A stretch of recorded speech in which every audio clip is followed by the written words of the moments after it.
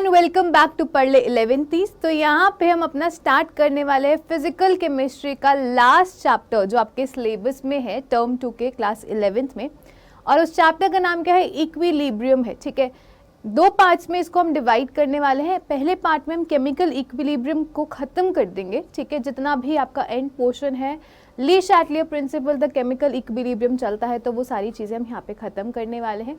उसके बाद जो नेक्स्ट पार्ट आने वाला है उसमें हम आयनिक इक्विलिब्रियम के साथ डील करना सीखेंगे। ठीक है, काफ़ी इंपॉर्टेंट चैप्टर है और काफ़ी इंटरेस्टिंग चैप्टर भी है। देखो, इस तरीके के चैप्टर्स जो आपके होते हैं, दो चीज़ें या तो बच्चों को लगती है, या तो उनको ये चैप्टर आता होगा या फिर इनको ये चैप्टर नहीं आता होगा। अगर आपको चैप्टर समझ आ गया तो आपको बहुत मज़ा आएगा। अगर आपको चैप्टर समझ नहीं आएगा तो आपको लगेगा ये दुनिया का मोस्ट डिफिकल्ट चैप्टर है, बट ऐसा है नहीं। अगर आप धीरे धीरे समझने की कोशिश करोगे, चीज़ों को अच्छे से समझ पाओगे कि हर एक टर्मिनोलॉजीज़ को किस तरीके से पुट अप करना है, कैसे क्या करना है, तो ये चैप्टर आपको बहुत इजी लगेगा। It is not that difficult chapter. ठीक है, तो मेरी कोशिश यहाँ पे यही रहेगी कि आपको ये चैप्टर बहुत इजी लगे। जैसे कि थर्मोडायनेमिक्स में आपको सारी चीज़ें एक एक चीज़ करवाई थी, क्वेश्चंस की प्रैक्टिस करवाई थी, इस चैप्टर में भी हम इसी तरीके से करेंगे।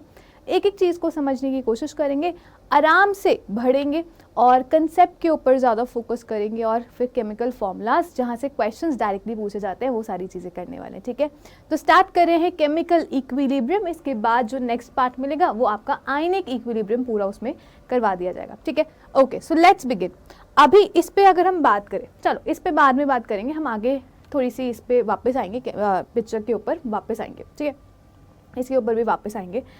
पॉइंट इज कि आज की क्लास में हम क्या क्या करने वाले हैं। तो सबसे पहले तो मैं आपको एक बेसिक इंट्रोडक्शन देने वाली हूँ कि भाई किस जगह पे केमिकल इक्विलिब्रियम लगाया जाता है, क्यों लगाया जाता है केमिकल इक्विलिब्रियम, कैसे अप्लाई करते हैं चीज़ों को, वो सारी चीज़ें आपको मैं देने वाली हूँ। इसके बाद लॉ ऑफ मास एक्शन आएगा। लॉ ऑफ मास एक्शन के बाद लॉ ऑफ केमिकल इक्विलिब्रियम के ऊपर हम बात करेंगे।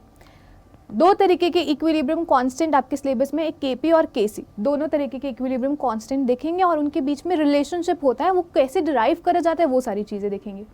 इसके बाद application part of equilibrium constant, जिसमें हमें एक्सटेंट ऑफ रिएक्शन की बात करनी है कि इक्विलिब्रियम आपकी जो रिएक्शन है वो कौन सी कॉन्सेंट्रेशन से कौन सी कॉन्सेंट्रेशन तक के बीच में हम मानते हैं, वो चीज़ यहाँ पे डिस्कस करेंगे। एक डिग्री ऑफ डिसोसिएशन अल्फा के बारे में डिस्कस करेंगे, और एक ली शैटलियर प्रिंसिपल है उसके बारे में भी हम यहाँ पे डिस्कस करने वाले हैं। ठीक है, so let's begin with the basic introduction part. और इसमें सबसे पहले आपको समझना पड़ेगा कि हमारे पास दो तरीके की केमिकल इक्वेशन होती है। क्या होती है? दो तरीके की केमिकल इक्वेशंस होती हैं, या फिर केमिकल रिएक्शंस दो तरीके से प्रोसीड कर सकती है। Number one is irreversible reactions. क्या होती हैं? Irreversible reactions. अगर आपको याद हो तो थर्मोडायनेमिक्स में मैंने आपको बताया था, जो स्पॉन्टेनियस रिएक्शंस होती हैं वो जनरली क्या होते हैं? इरिवर्सिबल रिएक्शंस होती हैं। जिनका डेल्टा जी वैल्यू जो है वो नेगेटिव होता है, वो स्पॉन्टेनियस रिएक्शन होती है। और इरिवर्सिबल रिएक्शंस होते हैं, मतलब वापस नहीं आना चाहिए। अगर डेल्टा जी जीरो है तो वो रिवर्सिबल रिएक्शंस होती है। और तीसरी कंडीशन क्या थी कि delta G value is greater then zero, तो वो रिएक्शन होती नहीं। तो दो आप देखो, तो तीन तरीके की कंडीशंस हैं। जब delta G is less than zero तो वो irreversible spontaneous reaction, delta G is equal to zero तो वो रिवर्सिबल रिएक्शन है, वो रिएक्शन होगी बट रिवर्सिबल नेचर की होगी। And when delta G is greater then zero तो वो रिएक्शन नहीं होगी। तो बात कर रहे हैं इरिवर्सिबल रिएक्शन की। इरिवर्सिबल रिएक्शन आपकी वो वाली रिएक्शंस होती हैं जो एक ही डायरेक्शन में जाती है, that is unidirectional in nature होती है। ये क्या होती है? Unidirectional in nature. For example, अगर हम बात करें, एक ही डायरेक्शन में आपकी रिएक्शंस जाती हैं, इस डायरेक्शन में जाएंगे। ठीक है, फॉर एग्जाम्पल अगर हम बात कर रहे हैं AgNO3, सिल्वर नाइट्रेट में आपने सोडियम क्लोराइड डाल दिया, तो आपको पता है ये Cl- जो है, इसकी बहुत ज़्यादा एफिनिटी होती है सिल्वर पॉजिटिव के साथ जुड़ने की, क्योंकि जैसे ही ये दोनों जुड़ते हैं तो आपका AgCl वाइट प्रेसिपिटेट बन जाता है। ये क्या बन जाता है? वाइट प्रेसिपिटेट का फॉर्मेशन हो जाता है। ठीक है, और जो बच गए आयंस वो जुड़ जाते हैं Na पॉजिटिव और NO3- के फॉर्म में, ये आपके दोनों एग्जिस्ट करते हैं। तो एक बार जब वाइट प्रेसिपिटेट बन गया तो ऐसा तो नहीं है ना ये वापस से इसमें डिसॉल्व होके ये वापस बना रहा है, ऐसा तो नहीं है। प्रेसिपिटेशन हो गई तो हमेशा रहेगी। ये क्या है? एक इरिवर्सिबल रिएक्शन है। ऐसे ही अगर मैं HCl में NaOH डालूं, एसिड बेस रिएक्शंस, ठीक है, HCl में NaOH डालूं, स्ट्रॉन्ग एसिड स्ट्रॉन्ग बेस है, तो यहाँ पे आपका सॉल्ट का फॉर्मेशन हो जाता है और आपका वाटर भी रिलीज होता है। तो ये भी क्या है, एक इरिवर्सिबल रिएक्शन है, ये एक ही डायरेक्शन में जाती है, फॉरवर्ड डायरेक्शन में ये रिएक्शन जाती है, ठीक है। तो ये यूनिडायरेक्शनल रिएक्शंस होती है और इनके लिए हमने जैसे कि डिस्कस करा था, डेल्टा जी वैल्यू क्या होती है, नेगेटिव होती है। और जितने भी स्पॉन्टेनियस रिएक्शंस होती हैं उनके लिए बेसिकली आप ये बोल सकते हो कि स्पॉन्टेनियस रिएक्शंस होंगी, और स्पॉन्टेनियस रिएक्शंस होंगी तो वो इरिवर्सिबल नेचर की होगी। हमने थर्मोडायनेमिक्स में भी डिस्कस करा था। तो जो फर्स्ट कैटेगरी की रिएक्शंस आप पढ़ते हो दैट इज इरिवर्सिबल रिएक्शन। अब सेकेंड कैटेगरी की अगर हम बात करें तो वहां पे आपकी रिवर्सिबल रिएक्शंस आ जाती है। क्या आ जाती है, रिवर्सिबल रिएक्शंस आ जाती है।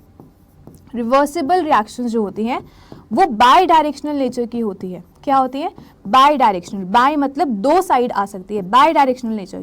यूनि मतलब वन ही साइड जाएंगी, ये बाई डायरेक्शनल नेचर की होती है ना। बाई डायरेक्शनल नेचर की ये वाली केमिकल रिएक्शंस होती हैं, मतलब अगर आगे भी जाएगी तो पीछे भी आ सकती है, ये बाई डायरेक्शनल नेचर की होती है। और इन्हीं रिवर्सिबल रिएक्शंस पे हम क्या लगाते हैं, कंसेप्ट ऑफ इक्विलिब्रियम अप्लाई करते हैं। रिवर्सिबल रिएक्शंस पे ही इक्विलिब्रियम का कंसेप्ट अप्लाई करा जाता है, इरिवर्सिबल रिएक्शंस पे इक्विलिब्रियम हम अप्लाई नहीं करते, ठीक है। सो concept of equilibrium is applied on reversible reactions. किसके ऊपर अप्लाई करा जाता है, रिवर्सिबल रिएक्शंस के ऊपर अप्लाई करा जाता है। फॉर एग्जाम्पल हेबर्स प्रोसेस में हमने देखा था अमोनिया की सिंथेसिस, या फिर हेबर्स प्रोसेस में आप अमोनिया की सिंथेसिस देखेंगे, पी ब्लॉक एलिमेंट में करेंगे, ठीक है। So we have Haber's process, ऐसे ही कॉन्टैक्ट प्रोसेस भी होता है। हेबर्स प्रोसेस में क्या करते हैं, अमोनिया सिंथेसाइज करते हैं। क्या होता है यहाँ पे देखो, N2 होता है नाइट्रोजन गैसियस स्टेट में, प्लस 3 मोल्स ऑफ हाइड्रोजन होते हैं गैसियस स्टेट में, और आपका यहाँ पे अमोनिया सिंथेसाइज होता है, 2 moles of ammonia gaseous state में सिंथेसाइज होता है, ठीक है। ये रिएक्शन क्या है, बाई डायरेक्शनल वापस भी आती है, और इन्हीं पे हम इक्विलिब्रियम अप्लाई करते हैं। यही आपका इक्विलिब्रियम बोला जाता है। I hope it's very clear. इसका मतलब इन दोनों में क्या डिफरेंस है, ध्यान से देखो, अगर लोगों को, बच्चों को समझ नहीं आता क्या डिफरेंस है इसमें, क्या बेसिकली कर रहे हैं। सो बेसिकली अगर हम बात करें AgNO3 और NaCl की रिएक्शन है, AgCl बन रहा है और आपका NaNO3 बन रहा है, ठीक है। ये रिएक्शन यूनिडायरेक्शन है, मतलब एक टाइम के बाद आप ये बोल सकते हो कि आपने कुछ मोल्स इसके लिए, कुछ मोल्स इसके लिए, बट एक टाइम के बाद ये पूरा खत्म हो गया, ये पूरा खत्म हो गया, सिर्फ ये बचा और ये बचा। तो जो यूनिडायरेक्शनल रिएक्शंस होती हैं उसमें सिर्फ प्रोडक्ट्स बचते हैं एट अ पर्टिकुलर टाइम। कुछ समय बाद ओनली प्रोडक्ट्स आपके वहां पे रहेंगे, रिएक्टेंट्स खत्म हो जाएंगे। और जो बाई डायरेक्शनल रिएक्शंस होती हैं जो इक्विलिब्रियम पे एग्जिस्ट करती है, तो वहां पे रिएक्टेंट्स भी रहते हैं रिएक्शन मिक्सचर में और आपके प्रोडक्ट्स भी रहते हैं।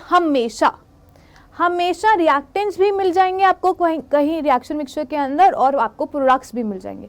तो इक्विलिब्रियम रिएक्शन में कुछ मोल्स इसके भी प्रेजेंट होंगे और कुछ मोल्स इसके भी प्रेजेंट होंगे, लेकिन इरिवर्सिबल रिएक्शन में कुछ समय बाद सिर्फ यही सारी चीजें प्रेजेंट होंगी, ये प्रेजेंट नहीं होंगी। क्लियर है। और इक्विलिब्रियम रिएक्शंस या रिवर्सिबल रिएक्शंस के लिए हम डेल्टा जी वैल्यू क्या बोलते हैं कि इक्विलिब्रियम पे डेल्टा जी वैल्यू 0 हो जाती है, और जिनके लिए delta G values greater than 0 होते हैं वो रिएक्शंस नहीं होती। I hope it's very clear, ठीक है। तो ये different types of chemical reactions है, और हमें समझ आ चुका है कि हम केमिकल इक्विलिब्रियम किस पे अप्लाई करते हैं, रिवर्सिबल रिएक्शंस पे ही अप्लाई करते हैं। I hope it's very clear. चले आगे, चलिए। सो रिवर्सिबल रिएक्शंस पे हम केमिकल इक्विलिब्रियम अप्लाई करते हैं, और ये रिएक्शंस होती कैसे, क्या केमिकल इक्विलिब्रियम का मतलब क्या है, अब इस बारे में बात करते हैं। तो बेसिकली क्या होता है, अगर मैं आपको बोलूं मेरा रिएक्टेंट A है, या फिर चलो हम let's talk about preparation methods of ammonia. यहाँ पे आपने नाइट्रोजन लिया, ठीक है, 3 मोल्स ऑफ हाइड्रोजन लिए। तो इनिशियली जब आपने रिएक्शन स्टार्ट करवानी थी तो आपने कंटेनर लिया, इसमें नाइट्रोजन का 1 मोल मतलब 6.02 × 10⁻23 मॉलिक्यूल्स ऑफ नाइट्रोजन लिए, और 3 times of 6.02 × 10⁻23 molecules of hydrogen लिए। अब इनके बीच में कोलिजन होगा, हाइड्रोजन के मोल्स ज़्यादा है तो आपको ज़्यादा दिखाने, मतलब समझ गए ना, इस तरीके से होंगे। अब इनिशियली क्या था, सिर्फ नाइट्रोजन और हाइड्रोजन ही प्रेजेंट थे। ये दोनों क्या है, ये दोनों आपके रिएक्टेंट्स हैं, सिर्फ नाइट्रोजन और हाइड्रोजन प्रेजेंट है। अब इन दोनों के बीच में केमिकल रिएक्शंस हो रही हैं, और केमिकल रिएक्शंस अगर इन दोनों के बीच में हो रही है तो आपका प्रोडक्ट का फॉर्मेशन हो रहा है ना, 2 मोल्स ऑफ अमोनिया यहाँ पे बन रहा है। तो यहाँ पे नाइट्रोजन और हाइड्रोजन मिलके, है ना, नाइट्रोजन और हाइड्रोजन इस तरीके से एक मॉलिक्यूल नाइट्रोजन का और 3 हाइड्रोजन के मिलके ये आपका एक नया मॉलिक्यूल अमोनिया बना रहा है। तो ये अमोनिया में कन्वर्ट हो गया। N2 और हाइड्रोजन कम हो रहे हैं, कुछ समय के बाद रिएक्टेंट्स कम हो रहे हैं और प्रोडक्ट बनता जा रहा है, तो प्रोडक्ट फॉर्म हो रहा है, तो प्रोडक्ट की कॉन्सेंट्रेशन इंक्रीज करेगी। पहले सिर्फ रिएक्टेंट्स थे, उसके बाद रिएक्टेंट्स की कॉन्सेंट्रेशन विद टाइम डिक्रीज कर रही है और प्रोडक्ट की कॉन्सेंट्रेशन विद टाइम इंक्रीज कर रही है। बट एक समय ऐसा आएगा जहां पे रिएक्टेंट की कॉन्सेंट्रेशन और प्रोडक्ट की कॉन्सेंट्रेशन अब कांस्टेंट हो गई, reactant and product concentrations constant हो गई हैं, कांस्टेंट वैल्यू हो गई। अब ना ही प्रोडक्ट इंक्रीज कर रहा है ना ही रिएक्टेंट डिक्रीज कर रहा है, दोनों सेम वैल्यू नहीं है। जरूरी नहीं है कि दोनों ही सेम वैल्यू होंगी, बट द पॉइंट इज कि यहाँ पे रिएक्टेंट एंड प्रोडक्ट की कॉन्सेंट्रेशंस कांस्टेंट हो गई है। लेकिन ये सेम भी हो सकती है, ये अलग भी हो सकती है। I hope it's very clear. जब ये सारी चीजें हो जाती है और इस पॉइंट पे हम क्या बोलेंगे कि हमारा इक्विलिब्रियम आ गया रिएक्शन का। रिएक्शन का क्या आ गया? इक्विलिब्रियम कंडीशंस आ गए। क्लियर है? रिएक्शन में इक्विलिब्रियम कंडीशंस आ गए। क्लियर है? चलो आगे चलते हैं, इसको हम समझने की कोशिश करते हैं अब इस पर्टिकुलर डायग्राम से। इक्विलिब्रियम 2 तरीके के हो सकते हैं, एक स्टैटिक इक्विलिब्रियम हो सकता है और एक डायनेमिक इक्विलिब्रियम हो सकता है। क्या हो सकता है? स्टैटिक इक्विलिब्रियम हो सकता है और दूसरा डायनेमिक इक्विलिब्रियम हो सकता है। हमें जो पढ़ना होता है वो डायनेमिक इक्विलिब्रियम पढ़ना होता है। केमिकल रिएक्शंस में डायनेमिक इक्विलिब्रियम होता है। स्टैटिक का मतलब क्या होता है? रुका हुआ। स्टैटिक का मतलब होता है रुका हुआ, डायनेमिक मतलब मोशन, मोशन में जो होता है। ठीक है, 2 केसेस में आपको ले रही हूँ। हमें पता है कि केमिकल रिएक्शन अब एक पॉइंट के बाद एक इक्विलिब्रियम कंडीशन पे आ गई, मतलब रिएक्टेंट की कॉन्सेंट्रेशन डिक्रीज नहीं हो रही फर्दर और प्रोडक्ट की कॉन्सेंट्रेशन भी इंक्रीज नहीं हो रही है फर्दर। ठीक है, ओके, स्टैटिक इक्विलिब्रियम समझते हैं। इसको आप ऐसे समझ सकते हो कि एक बॉक्स अगर आपके फ्लोर पे रखा हुआ है, ठीक है, इसको ना पहले आप पुश कर रहे थे तो इस साइड इस डायरेक्शन में जा रहा था, इस डायरेक्शन से पुश कर रहे थे तो डायरेक्शन ऑफ मूवमेंट ये वाली थी। ठीक है, बट एक पॉइंट के बाद यहाँ पे एक और बंदा आ गया और वो सेम फोर्स से इधर भी पुश कर रहा है और आप सेम फोर्स से इधर पुश कर रहे हो, तो ये जो मूवमेंट हो जाएगा बॉक्स का, अब वो मूव नहीं करेगा। ये क्या हो जाएगा? स्टैटिक। क्या इसके ऊपर फोर्सेस नहीं लग रहे? क्या बिल्कुल लग रहे हैं, बट फिर भी ये मूव नहीं कर रहा। मूव नहीं कर रहा तो ये स्टैटिक इक्विलिब्रियम है। ठीक है, तो फोर्सेस जब आप यहाँ पे फोर्स F लगा रहे हो, पीछे की ऑपोजिट साइड से भी डायरेक्शन में F फोर्स लग रहा है, तो ये आपका बॉक्स मूव नहीं करेगा, कांस्टेंट वैल्यू है, कांस्टेंट पॉइंट पे रुका हुआ है, स्टैटिक इक्विलिब्रियम इसे बोलेंगे। क्लियर है? अब डायनेमिक इक्विलिब्रियम मतलब मोशन हो रहा है बट आपको मूवमेंट या इफेक्ट देखने को नहीं मिल रहा। फॉर एग्जाम्पल इस स्टेयरकेस पे ये बंदा चढ़ रहा है, ठीक है, ये आपका चढ़ रहा है। अब ये ना इनफाइनाइट स्टेयरकेस है। क्लियर है? अब ऐसा हो रहा है कि एस्केलेटर आपने देखा है ना, एस्केलेटर होता है जो मॉल्स वगैरह में लगा होता है, वो ऊपर जाता है और ऐसे ही ऊपर आपका चलता रहता है, जैसे आपकी ट्रेडमिल भी होती है हमारी। ठीक है, सो ट्रेडमिल की बात कर सकते हैं, ज़्यादा अच्छे से समझ आएगा। ट्रेडमिल में आप रनिंग कर रहे हो, है ना, आप मूव कर रहे हो, डायनेमिक हो, बट कहीं और पहुंच ही नहीं पा रहे, है ना, अपने ही पोजीशन पे रनिंग आप कर रहे हो। तो बेसिकली ये क्या है? डायनेमिक इक्विलिब्रियम है। आप आगे भी जा रहे हो, आप पीछे भी आ रहे हो, आगे भी जा रहे हो, पीछे भी आ रहे हो, मोशन है, डायनेमिक आपका मोशन है वहाँ पे, बट आपका वो स्टैटिक बेसिकली डायनेमिक इक्विलिब्रियम की कंडीशन है, आप आगे नहीं जा पा रहे, आप पीछे नहीं आ पा रहे, एक पॉइंट पे ही फिक्स हो। ऐसे ही यहाँ पे GIF था ये आपका, बट इसमें नहीं दिखा रहा है। ठीक है, कोई बात नहीं, बट ध्यान से समझने की कोशिश करो। ये आगे मूव कर रहा है, ये आगे ऊपर जा रहा है, ऊपर वाली स्टेयरकेस पे जा रहा है, बट द पॉइंट इज ये स्टेयरकेस ऊपर जाता है, ये स्टेयरकेस फिर इसके नीचे आ जाती है। मतलब समझ रहे हो? यहाँ से एक स्टेयरकेस निकली, वहाँ से गायब होगी, फिर यहाँ से एक स्टेयरकेस निकली, वहाँ से गायब होगी। ऐसे ही जैसे इसने इस एक नए स्टेयरकेस पे पैर रखा, यहाँ से वो निकली, वहाँ ऊपर से गायब होगी। ये पूरा GIF था, आप कहीं पे भी ढूंढ सकते हो, ये GIF आपको मिल जाएगा। ठीक है, तो ये ऊपर चढ़ने की कोशिश कर रहा है, बट वहाँ पे एंडिंग पॉइंट है, ये वापस आ रहा है, क्लियर हो रहा है? तो ये स्टैटिक इक्विलिब्रियम है। या फिर और अच्छे से समझने की कोशिश करो तो आप इस तरीके से समझ सकते हो कि एक बकेट ऑफ वाटर है वाटर का बकेट है, ठीक है, यहाँ पे यहाँ तक का वॉल्यूम आपने पानी का भरा हुआ है, क्लियर हो गया। अब आपने ऊपर से क्या लगा दिया, एक टैप लगा दिया। इस टैप का जो एरिया था, यहाँ से पानी एक बूंद गिर रहा है और यहाँ पे एक होल, इसी एरिया जितना इसका वो था इतना ही होल कर दिया। जैसे एक बूंद गिरेगा यहाँ से एक बूंद निकलेगा, जैसे एक और बूंद गिरेगा यहाँ से एक बूंद निकलेगा। तो ऐसा थोड़ा ना इस पे पानी आप नहीं डाल रहे हो बट वो निकल भी रहा है। तो रेट ऑफ फॉल जो वाटर का है, rate of water in bucket में जो आ रही है, जिस रेट से, जिस स्पीड से पानी आ रहा है उसी स्पीड से ये बाहर भी निकल रहा है। तो वॉल्यूम में चेंज नहीं दिखेगा आपको। तो आपको क्या लगेगा कि यहाँ पे तो सेम वॉल्यूम है, कांस्टेंट वॉल्यूम है, बट एक्चुअली में मूवमेंट तो हो ही रही है। तो ये क्या है, आपका डल भी रहा है, वो बाहर भी निकल रहा है, डायनामिज्म है। यहाँ पे तो बिल्कुल भी मूवमेंट नहीं हो रही थी, यहाँ पे डायनामिज्म है, ठीक है। तो दो तरीके के इक्विलिब्रियम्स होते हैं, एक स्टैटिक इक्विलिब्रियम और एक डायनामिक इक्विलिब्रियम। अपने को जो फोकस करना होता है वो डायनामिक इक्विलिब्रियम के ऊपर फोकस करना पड़ता है। और जैसे कि मैंने आपको बताया, इनिशियली आपकी रिएक्शन फॉरवर्ड डायरेक्शन में जाती है, रिएक्टेंट की कॉन्सेंट्रेशन डिक्रीज करती है और प्रोडक्ट की कॉन्सेंट्रेशन इंक्रीज करती है, क्लियर हुआ। बट जैसे ही एक सफिशिएंट अमाउंट ऑफ अमोनिया बन जाता है तो ये वापस भी तो आ सकता है, तो ये बाय डायरेक्शनल नेचर की हो जाएगी। और अब इक्विलिब्रियम, एक समय बाद इक्विलिब्रियम अचीव हो गया, that is reactant and product की कॉन्सेंट्रेशंस कांस्टेंट हो गई हैं। ये सेम भी हो सकते हैं, अलग भी हो सकते हैं, हमें उससे फर्क नहीं पड़ता, बट कांस्टेंट वैल्यू हो जाएंगी। अब कांस्टेंट वैल्यू हो जाएंगी मतलब जिस टाइम पे जितना रिएक्टेंट ये दोनों रिएक्ट करके अमोनिया में कन्वर्ट हो रहे हैं, उसी टाइम पे अमोनिया वापस आ रहा है। तो आपको यहाँ पे मूवमेंट दिख रही है, बट ये मोशन जो हो रहा है वो आपको दिख नहीं रहा, कांस्टेंट वैल्यू आपको दे रहा है। जितना इंक्रीज होना चाहिए था कॉन्सेंट्रेशन में, उतना ही वो वापस से डिकम्पोज करके नाइट्रोजन और हाइड्रोजन बनाता है, तो दोनों में ही चेंज देखने को नहीं मिलते। अब ये कुछ पॉइंट्स हैं, इसको रीड आउट कर लेते हैं। केमिकल इक्विलिब्रियम की डेफिनेशन है आपकी, ठीक है।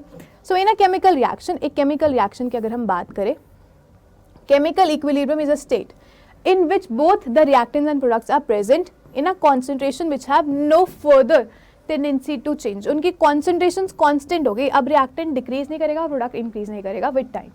So there is no observable change in the properties of the system. जब concentrations constant हो गई हैं तो उनकी properties of system में कोई भी change नहीं देखने को मिलेगा। This is the state results when the forward reaction and the backward reaction का जो rate है वो same हो जाता है। जिस डायरेक्शन में, जिस स्पीड से रिएक्शन फॉरवर्ड जा रही थी, उसी स्पीड से रिएक्शन बैकवर्ड डायरेक्शन में जा रही है। तो रेट जब फॉरवर्ड रिएक्शन का बैकवर्ड रिएक्शन के साथ सेम रेट हो जाता है तो हम क्या बोलेंगे कि वहाँ पे अब कॉन्सेंट्रेशन कांस्टेंट हो गई है, इक्विलिब्रियम आ गया है वहाँ पे, ठीक है। Thus there is no net change in the concentration of the reactant and the product. Such state is known as dynamic equilibrium. इसी स्टेट को हम क्या बोलते हैं, डायनेमिक इक्विलिब्रियम बोलते हैं। I hope it's very clear. चलिए अब बात करते हैं कि इक्विलिब्रियम कांस्टेंट कैसे निकालते हैं। उससे पहले आपको लॉ ऑफ मास एक्शन पता होना चाहिए। एक्चुअली में जो लॉ ऑफ मास एक्शन है वो आप 12th में भी पढ़ोगे। एक रिएक्शन की रेट निकालने के काम आता है law of mass action. Rate का मतलब है स्पीड। देखो दो तीन चीज़ें होती है, एक तो होता है कि एक रिएक्शन हो रही है या नहीं हो रही, इनके बीच में जो आपकी रिएक्शन है वो होगी या नहीं होगी, वो हम स्पॉन्टेनिटी और नॉन स्पॉन्टेनिटी मतलब थर्मोडायनेमिक्स में छोड़ देते हैं। और अगर कोई रिएक्शन होगी, अगर कोई रिएक्शन स्पॉन्टेनियस है तो वो किस स्पीड से हो रही है, आराम आराम से हो रही है या बहुत जल्दी हो रही है। तो स्पीड की जब हमें बात करनी होती है तो वहाँ पे हम काइनेटिक्स बोलते हैं कि काइनेटिक्स मेजर करते हैं, मतलब आप वेलोसिटी मेजर करते हो, रेट मेजर करते हो या स्पीड ऑफ रिएक्शन मेजर करते हो, और स्पीड ऑफ रिएक्शन को ही हम रेट ऑफ रिएक्शन बोलते हैं। क्लियर है? तो according to law of mass action, अगर कोई रिएक्शन है ए प्लस बी, ये क्या है, स्टोशियोमेट्रीज हैं, गिविंग यू सी, ठीक है, ये मान लेते हैं। सिंपल सी चीज़, ये वाली आपकी इक्वेशन मान ली। तो according to law of mass action जो रेट ऑफ रिएक्शन है वो किसके डायरेक्टली प्रोपोर्शनल होगा, concentrations of reactant to the power the stoichiometries, ठीक है, to the power the stoichiometries, to the power the stoichiometries, usually हम ये बोलते हैं। So rate is directly proportional to A, इसकी स्टोइचियोमेट्री पावर ए थी, और B to the power B, ठीक है।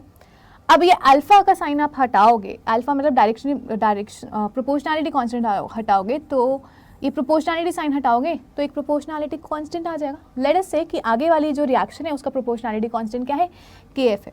तो रेट हम किसका निकाल रहे हैं, फॉरवर्ड डायरेक्शन का। इसको आप पूरा ही लिख लो, ये फॉरवर्ड डायरेक्शन के लिए है, ये बैकवर्ड डायरेक्शन के लिए है। यहाँ पे CC प्लस DD आपको मिल रहा है, ठीक है। तो रेट जो है वो concentration of reactants to the power the stoichiometric होगा, ठीक है। रेट ऑफ फॉरवर्ड डायरेक्शन में ये दोनों क्या है, रिएक्टेंस हैं। तो rate of forward direction is equals to, proportionality sign हटाओगे तो एक रेट कांस्टेंट आएगा which is known as KF।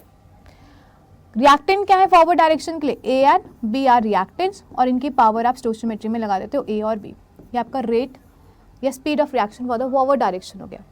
अगर यहीं पे बैकवर्ड डायरेक्शन हम देखते हैं तो रिएक्शन बैक आएगी, तो बैकवर्ड डायरेक्शन के लिए ये क्या हो जाएंगे, ये आपके रिएक्टेंट्स हो जाएंगे बैकवर्ड डायरेक्शन के लिए, है ना। सो आप क्या बोल सकते हो, rate of backward direction will be equals to, अब रेट कांस्टेंट बैकवर्ड डायरेक्शन का लोगे KB आप बैकवर्ड डायरेक्शन का रेट लोगे, और ये दोनों रिएक्टेंट्स हो जाएंगे बैकवर्ड डायरेक्शन में, तो C to the power C और small d to the power D। ये आपका रेट ऑफ बैकवर्ड डायरेक्शन हो जाएगा और ये रेट ऑफ फॉरवर्ड डायरेक्शन हो जाएगा। क्लियर है। और हमने, अगर आपको याद है तो मैंने आपको ये बोला था कि जब भी कोई इक्विलिब्रियम रिएक्शन हो रही है, तो इक्विलिब्रियम पे हम क्या बोलते हैं, जो स्पीड डायरेक्शन के आगे थी वही स्पीड पीछे होगी। मतलब at equilibrium rate of forward direction will be equals to rate of backward direction. तो हम क्या बोलेंगे कि इक्विलिब्रियम अचीव कर लिया रिएक्शन ने। जब rate of forward direction is equal to rate of backward direction तो हम क्या बोलते हैं कि आपका इक्विलिब्रियम अचीव हो गया, ठीक है। तो अब हम बात करेंगे लॉ ऑफ मास एक्शन को यूज करने के बाद हम इक्विलिब्रियम कांस्टेंट की बात करेंगे, किस तरीके से निकाला जाता है, ठीक है। तो जैसे कि मैंने आपको बोला, वापस आओ इस केमिकल रिएक्शन के ऊपर, A B ये आपकी रिएक्शन फॉरवर्ड डायरेक्शन में जाएगी, तो KF आएगा यहाँ पे KB आएगा, और ये आपका CC प्लस DD इस तरीके से आएगा, ठीक है। तो आप क्या बोलोगे, rate of forward direction is equals to rate constant of the forward direction. अब फॉरवर्ड डायरेक्शन के लिए ये रिएक्टेंट है तो A to the power A B to the power B। अगर बैकवर्ड डायरेक्शन की बात करें तो rate of backward direction is equals to rate constant of the backward direction, और रिएक्टेंट कॉन्सेंट्रेशन बैकवर्ड के लिए ये रिएक्टेंट बन जाएंगे C to the power C और D to the power D। Number 2, at equilibrium हम क्या बोल रहे थे, एट इक्विलिब्रियम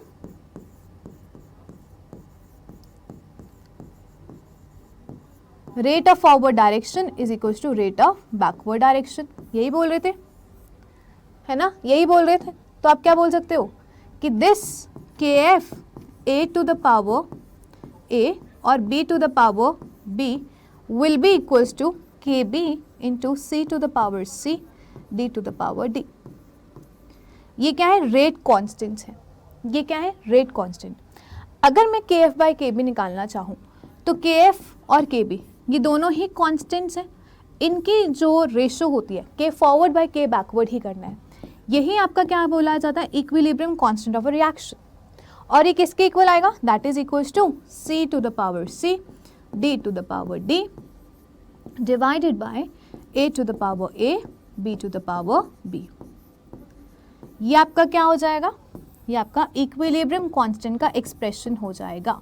तो K equilibrium is equals to K forward rate constant of a forward direction divided by rate constant of a backward direction C to the power C, मतलब product की concentration divided by reactant concentration to the power the stoichiometric ratios, ठीक है। इस तरीके से आप K equilibrium की derivation कर सकते हैं। I hope it's very clear कि ये इक्विलिब्रियम पे जो अब आपका फाइनल कांस्टेंट आएगा उसे इक्विलिब्रियम कांस्टेंट बोलते हैं। चलिए अब कुछ क्वेश्चंस की प्रैक्टिस कर ली जाती है।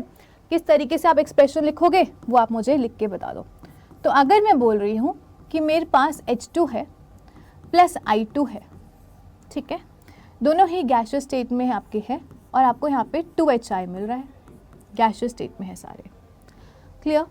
तो आप इसके लिए K इक्विलिब्रियम किस तरीके से लिखेंगे,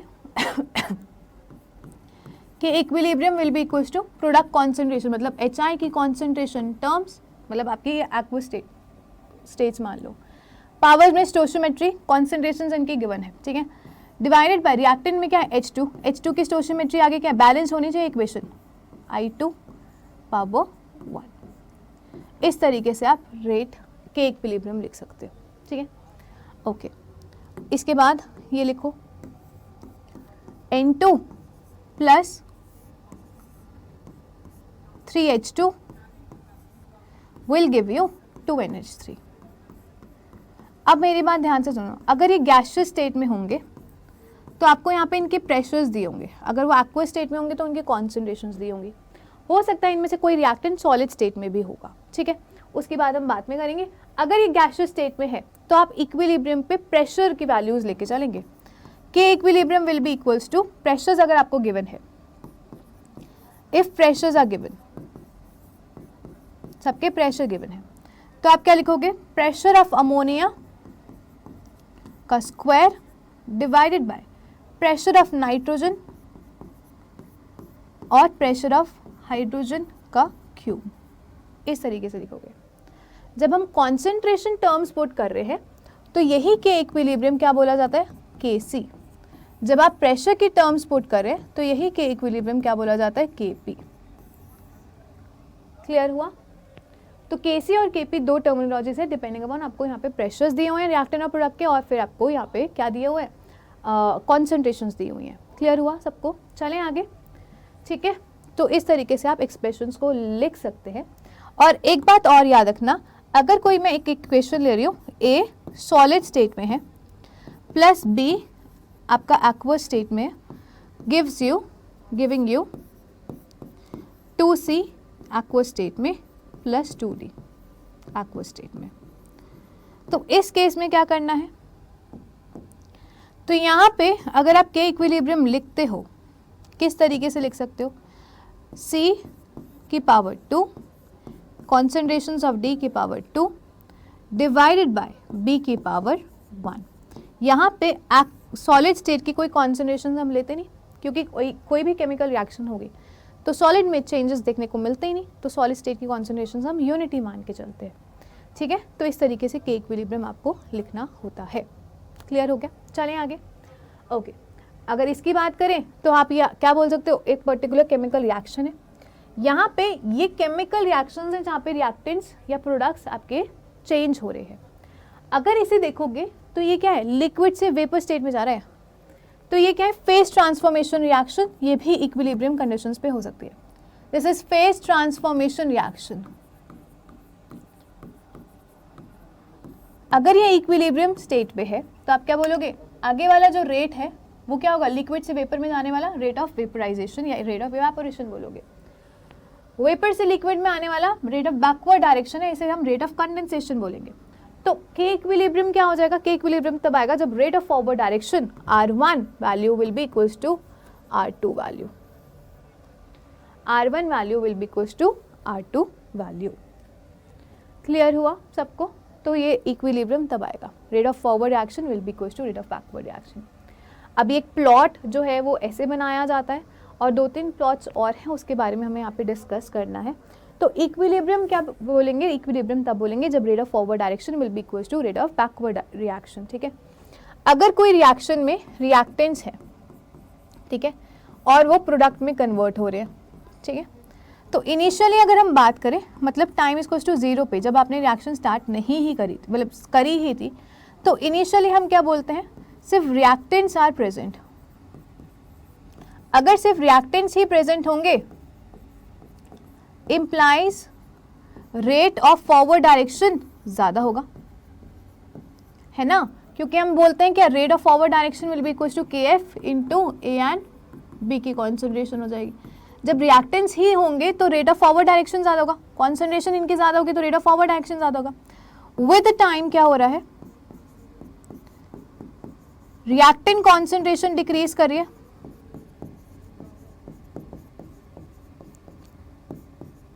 अगर रिएक्टेंट कॉन्सेंट्रेशन डिक्रीज करे तो rate of forward direction with the time decrease करेगा। इस तरीके का प्लॉट आपको देखने को मिलेगा। With time rate of forward direction decrease करेगा, क्योंकि रिएक्टेंट कॉन्सेंट्रेशन डिक्रीज करेगी। तो आपका rate of forward direction with time decrease इस तरीके से करता है। बट जब रिएक्टेंट कम हो रहे हैं तो आप बोल सकते हो कि प्रोडक्ट कॉन्सेंट्रेशन इंक्रीज कर रही होंगी। जब प्रोडक्ट कॉन्सेंट्रेशन इंक्रीज कर रही होंगी तो हम क्या बोलेंगे कि प्रोडक्ट बनेंगे। अब जब प्रोडक्ट बनेगा तो rate of backward direction which will be equal to KB into C और डी की कॉन्सेंट्रेशन। तो ये जब बनेंगे, इनकी कॉन्सेंट्रेशन इंक्रीज करेगी तो rate of backward direction increase करेगी। इनिशियली जो बैकवर्ड डायरेक्शन का रेट था वो 0 था, पर जैसे जैसे कॉन्सेंट्रेशन में प्रोडक्ट बढ़ रही है तो रेट ऑफ बैकवर्ड डायरेक्शन भी इंक्रीज करेगा। इस तरीके से rate of backward direction increase करता है। तो rate of forward direction decrease करता है, rate of backward direction increase करता है। और यहाँ पे इस तरीके का प्लॉट लिखने होता है। ये आपका रेट है। ओके, ये कॉन्सेंट्रेशन टर्म्स है, ठीक है, बट फिलहाल मैं इसको ना रेट करवा रही हूँ।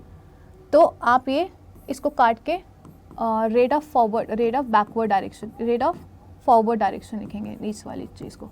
अभी मैं सब बताऊंगी, ये भी प्लॉट्स करवाओगे, डोंट वरी, ठीक है। और ये क्या हो जाएगा, ये वाला रेट ऑफ बैकवर्ड डायरेक्शन, ठीक है। तो रेट वर्सेस टाइम का आपको प्लॉट बनाना है। इस तरीके का प्लॉट आपको देखने को मिलेगा।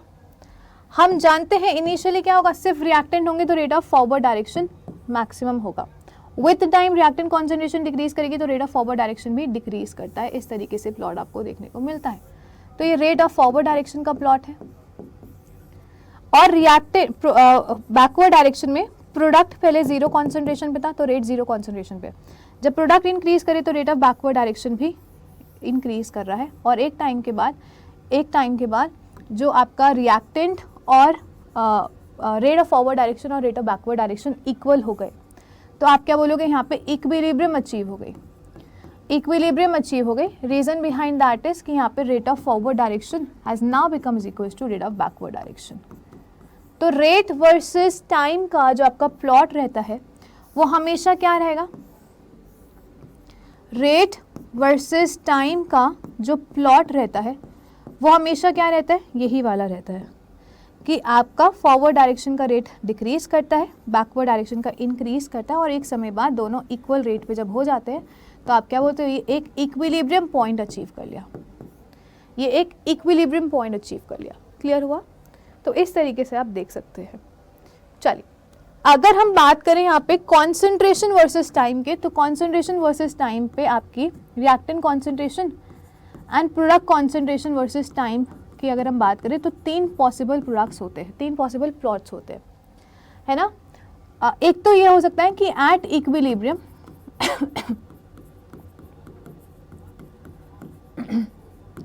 इक्विलिब्रियम आते आते रिएक्टेंट की कॉन्सेंट्रेशन प्रोडक्ट से ज़्यादा हो, एक ये वाला प्लॉट हो सकता है।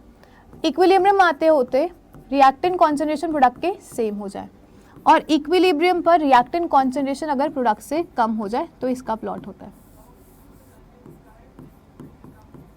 ये वाला प्लॉट होता है, ठीक है। तो कैसे बनाओगे, अब यहाँ पे आप कॉन्सेंट्रेशन, जब रेट लिखोगे तो हमेशा एक ही प्लॉट मिलेगा, जब कॉन्सेंट्रेशन लिखोगे तो 3 तरीके के प्लॉट मिलेंगे। इनिशियली रिएक्टेंट की कॉन्सेंट्रेशन ज़्यादा थी, प्रोडक्ट की कम है, तो ये रिएक्टेंट है, ये प्रोडक्ट है। With the time reactant concentration decrease करेगी इस तरीके से, रिएक्टेंट कॉन्सेंट्रेशन प्रोडक्ट से ज़्यादा होनी चाहिए, तो ये वाला प्लॉट मिलता है। और एक समय बाद रिएक्टेंट की कॉन्सेंट्रेशन भी चेंज नहीं करी और प्रोडक्ट की कॉन्सेंट्रेशन भी चेंज नहीं करी विद द टाइम, तो आप क्या बोलोगे, इस टाइम पे अब इक्विलिब्रियम आ गया, जब वैल्यूज कांस्टेंट हो गई, इक्विलिब्रियम आ गया। ये भी हो सकता है रिएक्टेंट और प्रोडक्ट कॉन्सेंट्रेशन सेम हो जाए, तो ये आपका कॉन्सेंट्रेशन ऑफ रिएक्टेंट है और ये आपका टाइम है। तो इनिशियली रिएक्टेंट कॉन्सेंट्रेशन ज़्यादा थी और प्रोडक्ट कॉन्सेंट्रेशन कम थी, तो रिएक्टेंट की कॉन्सेंट्रेशन विद द टाइम में डिक्रीज करेगी और प्रोडक्ट की कॉन्सेंट्रेशन डिक्रीज करेगी, और दोनों सेम आना है, क्योंकि सेम आ गया ना, हमने ये कंडीशन मान के चले तो हम क्या बोलेंगे कि अब कॉन्सेंट्रेशन दोनों की सेम हो गई, रिएक्टेंट और प्रोडक्ट का ग्राफ मिल गया और वैल्यूज अब कांस्टेंट भी हो गई है, तो ये क्या हो गया, अब इक्विलिब्रियम अचीव हो गया। आगे भी हो सकता है रिएक्टेंट कॉन्सेंट्रेशन प्रोडक्ट से कम हो, तो ये आपका रिएक्टेंट कॉन्सेंट्रेशन, नीचे आओगे ये रिएक्टेंट का concentration with the time decrease करिए, और ये आपका product with the time increase कर रहा है। और अब इस पॉइंट पे आप क्या बोल सकते हो कि वैल्यूज कांस्टेंट हो गई, टाइम के साथ चेंज नहीं करी, तो आप बोलोगे कि इक्विलिब्रियम आ गया। तो ये आपका ये वाला प्लॉट भी मिल सकता है। तो कॉन्सेंट्रेशन वर्सेस टाइम आपको 3 प्लॉट मिल सकते हैं, बट रेट वर्सेस टाइम आपको एक ही प्लॉट मिलेगा, यही वाला, क्योंकि इस टाइम पे रेट ऑफ फॉरवर्ड डायरेक्शन और rate of backward direction same होने चाहिए। क्लियर हो गया? ये प्लॉट्स बहुत ज़्यादा इंपॉर्टेंट है, इसको एक बार नोट करें, फिर आगे चलते हैं। चलो आगे चलते हैं। यहाँ पे अब ना एक बहुत इंपॉर्टेंट पॉइंट है कि आपको किस तरीके से केपी और केसी के बीच में क्या निकालना है, इक्वेशन या रिलेशनशिप निकालनी है। ठीक है, तो ध्यान से देखो क्या होता है। केपी जैसे मैंने आपको पहले बताया, जो केपी होता है वहाँ पे आप कॉन्सेंट्रेशंस की जगह इक्विलिब्रियम कांस्टेंट के अंदर आप क्या वैल्यू पुट करते हैं, प्रेशर की वैल्यूज पुट करते हैं। केपी मतलब जब आप प्रेशर ऑफ प्रोडक्ट पुट कर रहे हो divided by pressure of reactant put कर रहे हो, तो वो केपी वैल्यू आपको देता है। जब आप कॉन्सेंट्रेशंस वैल्यू पुट कर रहे हो तो वही के इक्विलिब्रियम क्या बन जाता है, केसी बन जाता है। ठीक है, अब ध्यान से देखेंगे किस तरीके से हम बात करेंगे। तो अगर कोई रिएक्शन है, लेट अस से कि आपके पास ए है और बी है, ये आपको सी दे रहा है और डी दे रखा है, एक इक्विलिब्रियम पे है, रिवर्सिबल रिएक्शन है।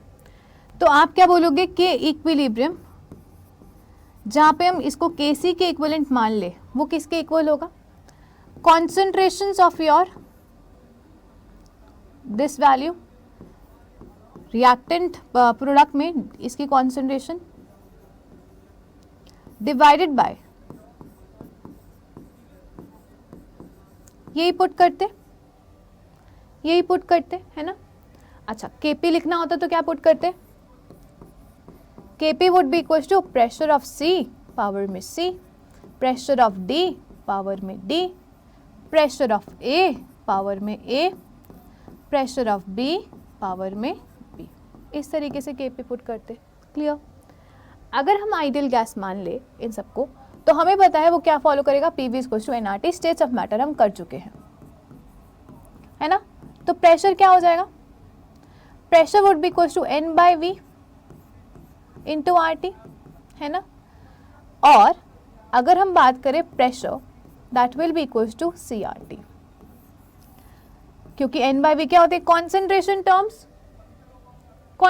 टर्म्स होती है।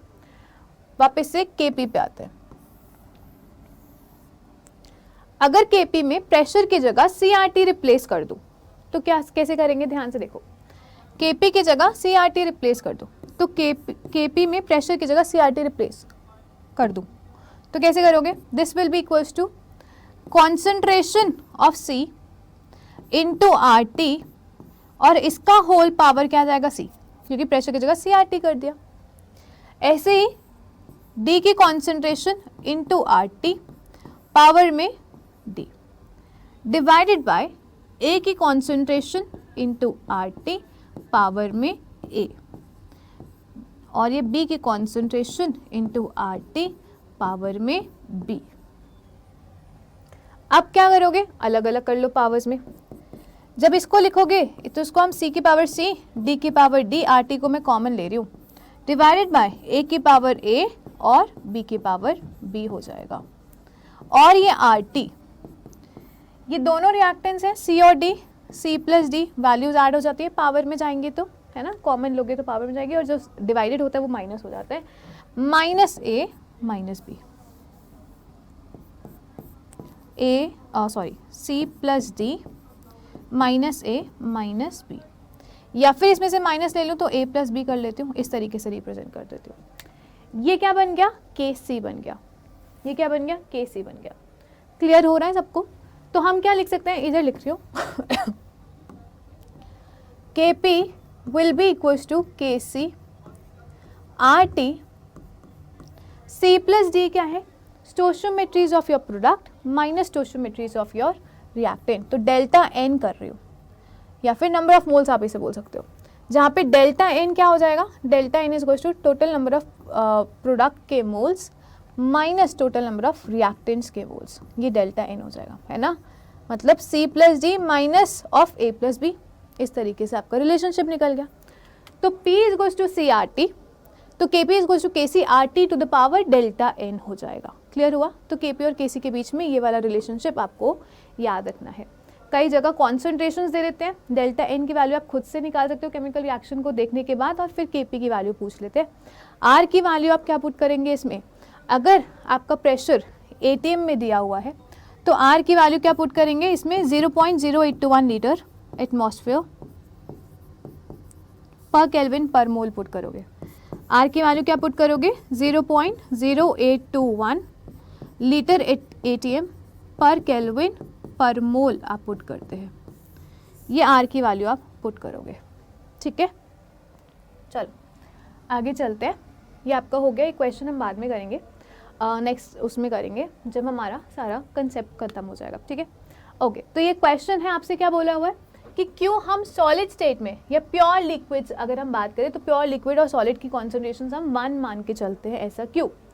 ऐसा इसलिए क्योंकि प्योर सॉलिड और pure liquids they are not included in equilibrium constant expression, इनको नहीं इंक्लूड करते, इनकी 1 कॉन्सेंट्रेशन मान के चलते हैं। This is because they do not affect the reactant amount at equilibrium.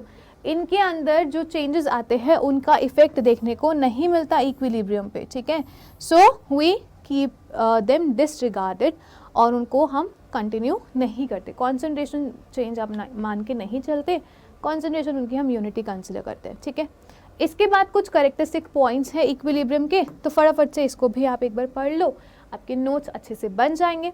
सो हम जानते हैं at equilibrium concentration of reactant and product becomes constant, they may or may not be equal.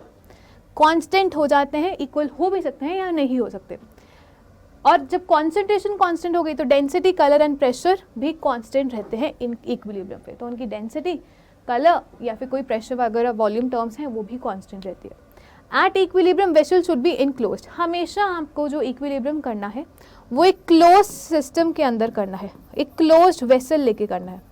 क्योंकि फॉर एग्जाम्पल अगर हम बात करते हैं कि आपके पास A+B है और ये आपको C दे रहा है, ये एक्वस स्टेट में है, लेकिन जो D दे रहा है वो गैसियस स्टेट में। अगर आपने ओपन कंटेनर लिया तो ये तो D तो निकल लेगा, है ना, ओपन कंटेनर है, गैसियस स्टेट में बाहर निकल सकता है।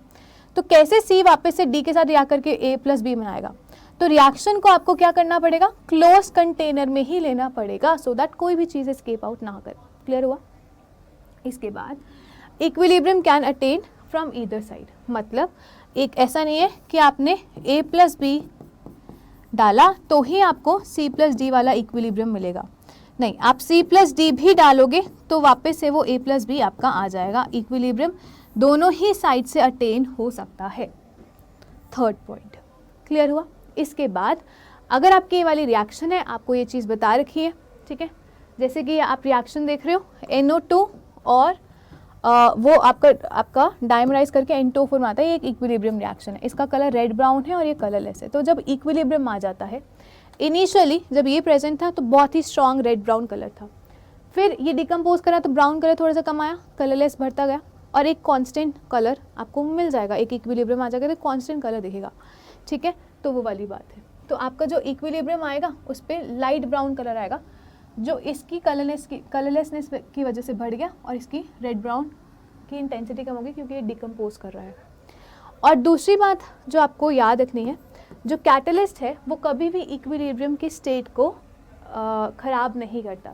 कैटलिस्ट क्या करता है? इक्विलिब्रियम को जल्दी ले आता है, बट कैटलिस्ट जो है इक्विलिब्रियम कॉन्सेंट्रेशंस को इफेक्ट नहीं करता।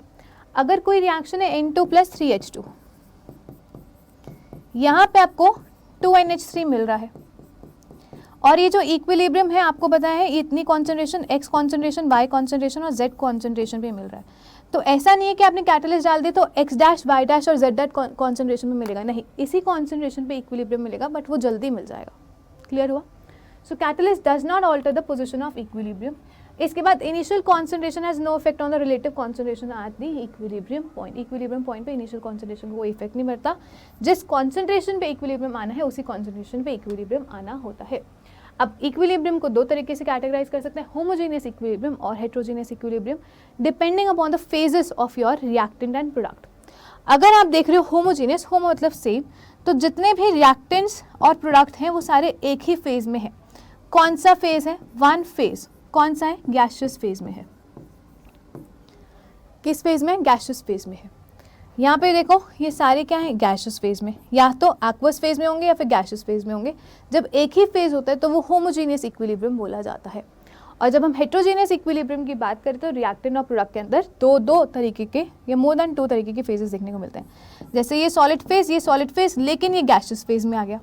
ये गैसियस फेज, ये solid phase, 2 different phases, heterogeneous. ये सॉलिड और ये aqueous, 2 different phases, heterogeneous reaction है। क्लियर हुआ? अब important features of equilibrium constant की बात करते हैं तो के इक्विलिब्रियम जो है आपका, it is applicable only when concentration of reactant and product have constant values. के इक्विलिब्रियम हम तभी पुट करते हैं जब इनकी कांस्टेंट वैल्यूज आती हैं इक्विलिब्रियम पे, वो वाली वैल्यू कंसिडर करते हैं। इनिशियल कॉन्सेंट्रेशन आपने कम से स्टार्ट करी या ज़्यादा से स्टार्ट करी, उससे इफेक्ट नहीं पड़ता के इक्विलिब्रियम की वैल्यू पे। इसके बाद टेम्परेचर डिपेंडेंट होता है के equilibrium, it has a particular value at a particular temperature. जैसे जैसे आप टेम्परेचर चेंज कर दोगे तो वहाँ पे के इक्विलिब्रियम की वैल्यू चेंज हो जाती है, टेम्परेचर डिपेंडेंट वैल्यू होती है। इसके बाद देखो it is inverse of for a reverse of reaction, this is important. ठीक है, एक बात समझने की कोशिश करना, 2-3 चीज़ें आपसे पूछ ली जाती है। फॉर एग्जाम्पल अगर मैं बोल रही हूँ कि N2 है प्लस 3H2 है, गिव्स यू 2NH3, है ना, इस ये वाली रिएक्शन कंसिडर कर रहे हो। इसकी अगर वैल्यू के इक्विलिब्रियम बोल रही हूँ, इक्विलिब्रियम कांस्टेंट के इक्विलिब्रियम है, तो आप इसको कैसे डिफाइन करोगे? For this particular reaction K equilibrium will be equals to ammonia की concentration power 2 divided by nitrogen concentration, hydrogen concentration power 3। इसके लिए ये आपका डिफाइन होता है। बट यहीं पे रिवर्स करके आप लिख दो तो आप क्या बोलोगे कि अगर मैं बोलूँ कि इसके लिए इक्विलिब्रियम क्या, के इक्विलिब्रियम ही रहेगा, इस रिएक्शन के लिए जो के इक्विलिब्रियम वैल्यू है वो क्या के इक्विलिब्रियम के ही इक्वल रहेगी? ज़रा देखते हैं। अगर मैं इसका के इक्विलिब्रियम प्राइम मान लूँ तो आप क्या बोलोगे? It will be product concentrations H2 power 3 divided by NH3 का होल स्क्वायर, ये है। ठीक है, ये के इक्विलिब्रियम जो है, क्या ये के प्राइम इक्विलिब्रियम, क्या ये दोनों सेम है? बिल्कुल नहीं। ये जो के प्राइम इक्विलिब्रियम है इस रिएक्शन के लिए है, और अगर ध्यान से देखोगे इसका उल्टा है तो के प्राइम इक्विलिब्रियम को 1/के इक्विलिब्रियम लिख सकते हो। तो ये चीज़ होती है, जब आप रिएक्शन को रिवर्स करते हैं, उल्टा लिखते हैं, तो उसका इक्विलिब्रियम कांस्टेंट वैल्यू 1/के equilibrium of that particular reaction बन जाता है। एक तो ये चीज़ लिखी हुई है इस पॉइंट पे। ठीक है, अब और क्या बात कर रहे हैं यहाँ पे, ध्यान से सुनो। अगर मैं बोलूँ कि मेरी एक रिएक्शन है A plus B gives you C plus D, है ना, इस रिएक्शन के लिए ये क्या है? के इक्विलिब्रियम। ऐसे ही, या फिर आप इस तरीके से देख सकते हो कि एक रिएक्शन है A that gives you C, इस रिएक्शन के लिए के इक्विलिब्रियम वैल्यू कितनी है? K1, और B इक्विलिब्रियम पे D K2, और मुझे इन दोनों को ऐड करके लिखना है, तो मैं क्या बोलूँगी कि A प्लस बी इक्विलिब्रियम पे होगी C प्लस D के। तो इसके लिए क्या मेरे पास के इक्विलिब्रियम आएगा? किस तरीके से आएगा? तो जब भी आप चीज़ों को, रिएक्शंस को ऐड कर रहे होते हो तो के इक्विलिब्रियम वैल्यू उनके रिस्पेक्टिव मल्टीप्लाई हो जाते हैं, तो this K equilibrium will be equals to K1 into K2 करके आएगा।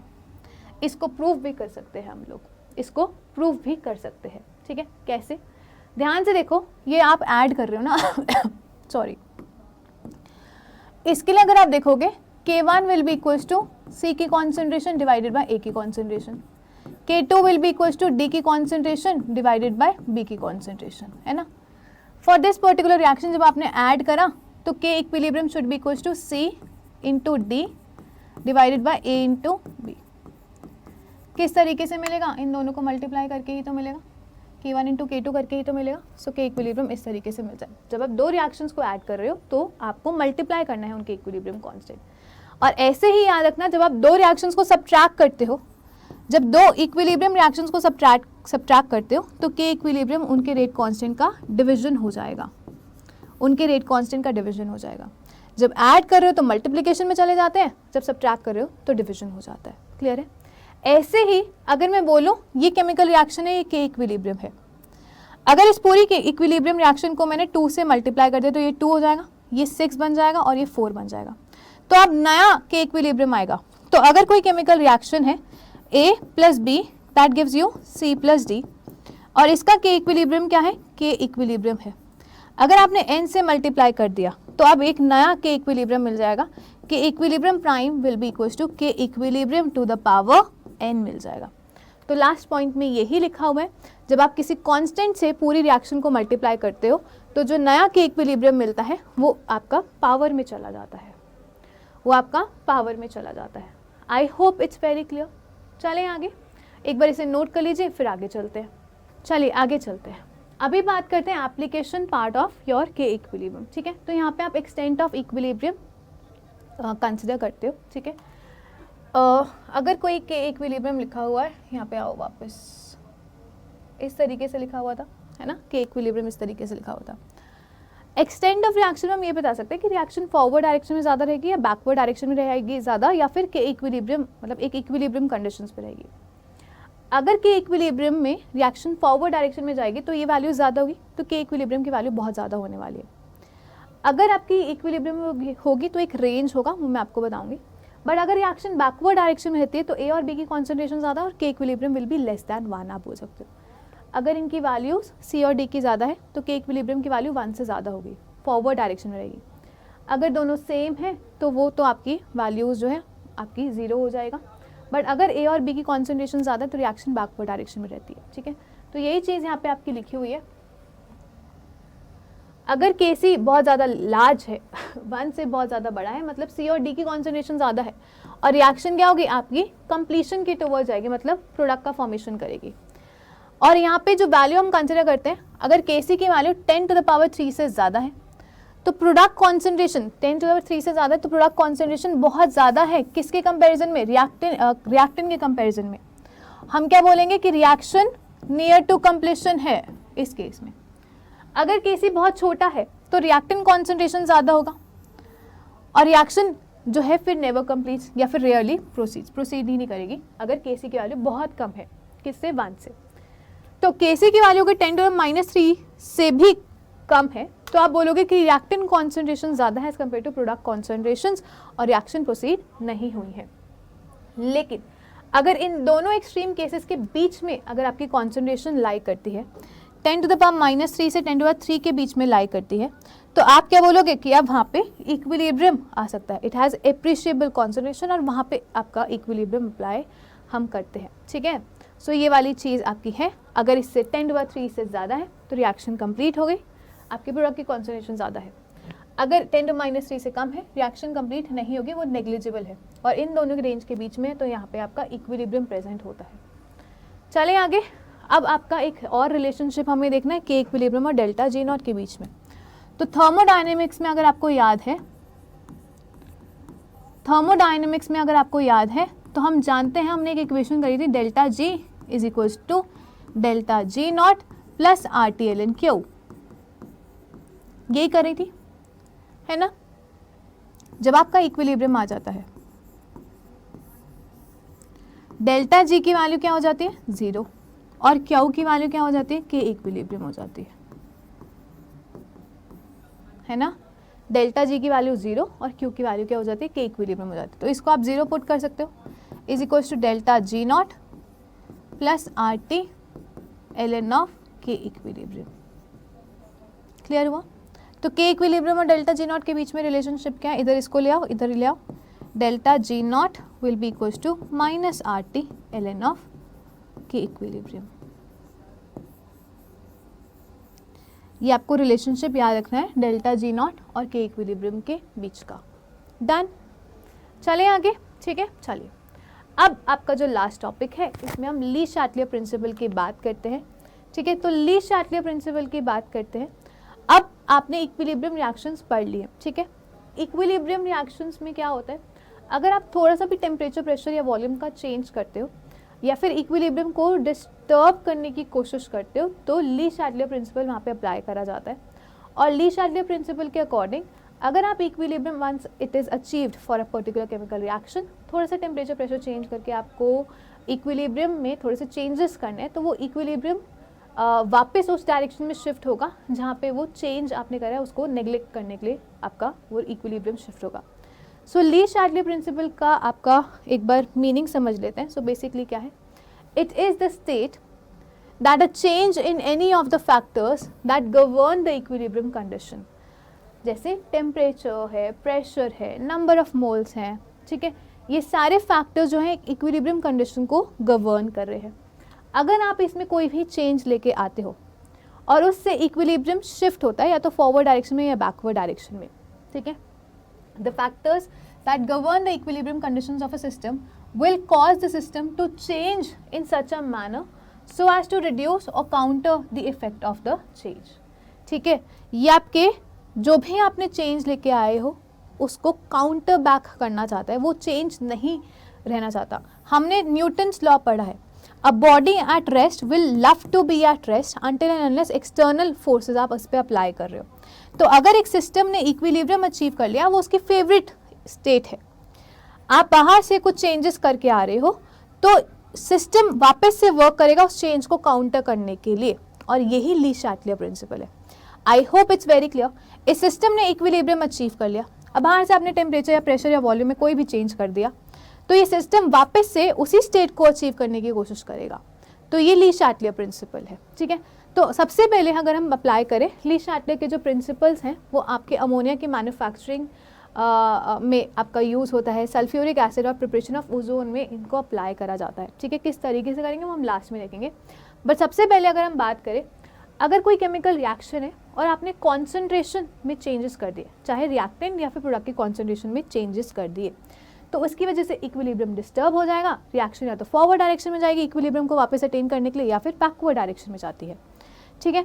फॉर एग्जाम्पल, अगर ये मेरी एक रिएक्शन है H2 + I2 gives you 2HI, clear हुआ? पहले मैं आपको यहीं से समझा देती हूँ।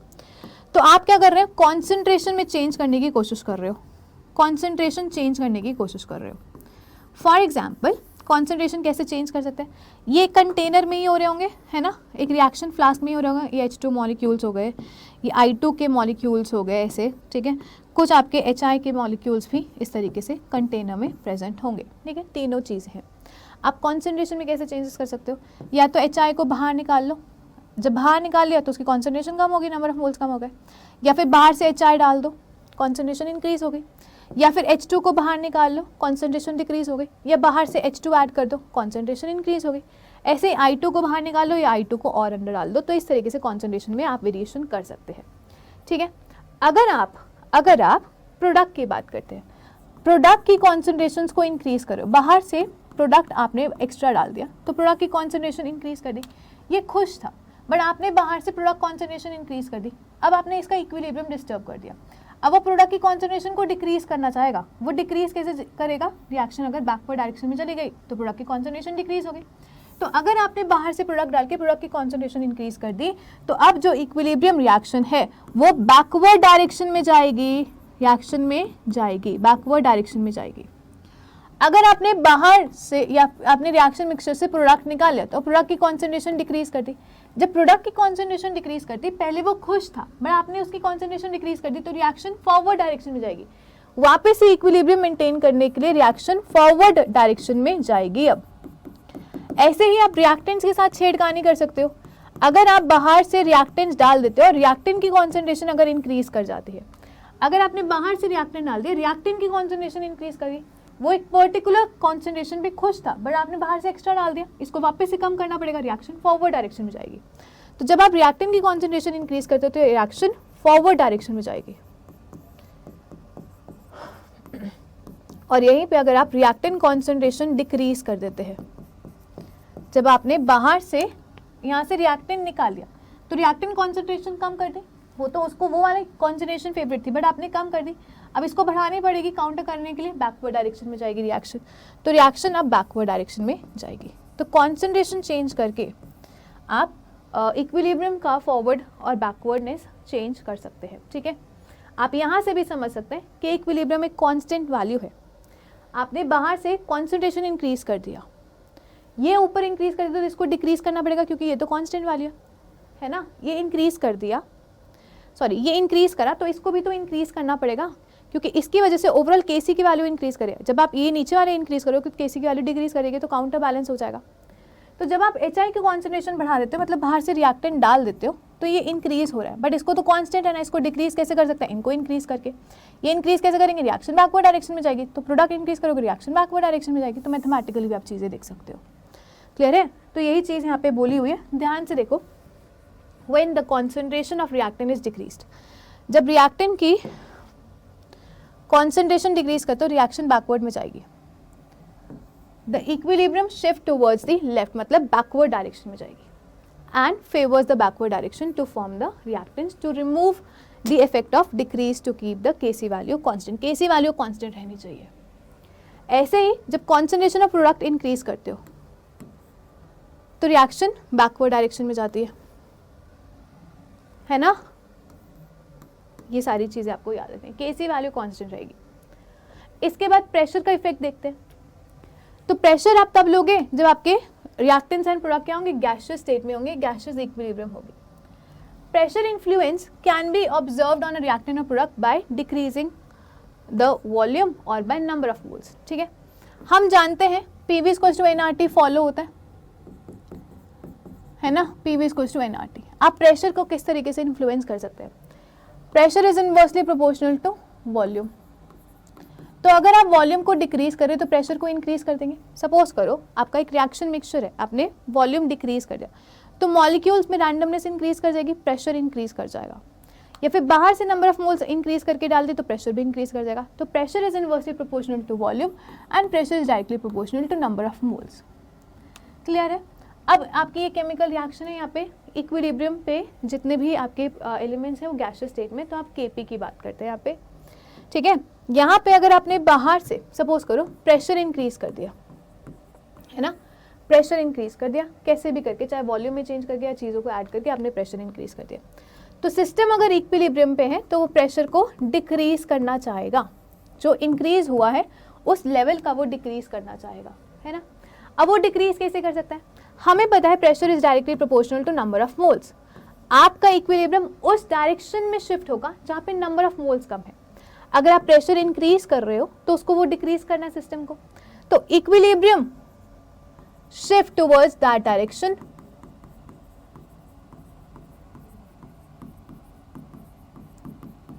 where number of moles are less, जहाँ पे नंबर ऑफ मोल्स क्या होंगे, कम होंगे। क्लियर हुआ?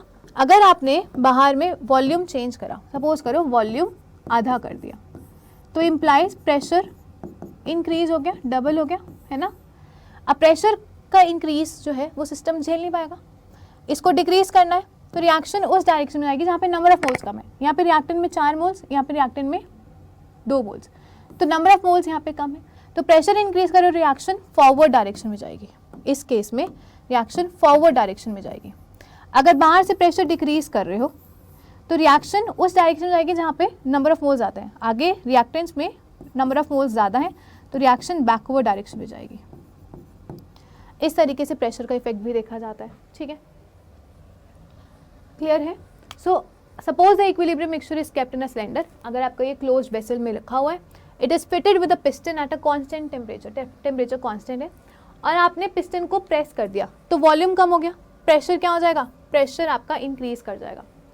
जब प्रेशर इंक्रीज कर जाएगा तो रिएक्शन उस डायरेक्शन में जाएगी जहाँ पे number of moles, pressure increase कर गया, प्रेशर को कम करना है, नंबर ऑफ मोल्स कम जहाँ पे होंगे उस डायरेक्शन में आपका इक्विलिब्रियम शिफ्ट होगा। अब इफेक्ट ऑफ प्रेशर वहाँ पे 0 होता है जहाँ पे total number of moles reactant और प्रोडक्ट के अगर इक्वल होता है तो वहाँ पे इफेक्ट ऑफ प्रेशर देखने को नहीं मिलता, वहाँ पे इक्विलिब्रियम शिफ्ट नहीं होता है। फॉर एग्जाम्पल अगर मैं बोल रही हूँ H2 plus I2 that gives you 2HI, है ना? तो यहाँ पे रिएक्टेंट के अंदर भी कितने मोल्स हैं, 2, और प्रोडक्ट के अंदर भी कितने मोल्स हैं, 2। तो total reactant moles 2, total product moles कितने हैं, 2। अगर आप यहाँ पे प्रेशर को इंक्रीज कर रहे हो, डिक्रीज कर रहे हो, कुछ भी कर रहे हो, इस केस में आपका प्रेशर आप बाहर से इंक्रीज कर रहे हो या फिर प्रेशर आप यहाँ से डिक्रीज कर रहे हो, इस केस में इक्विलिब्रियम में कोई भी शिफ्ट नहीं होगा। इक्विलिब्रियम में no shifting will be observed.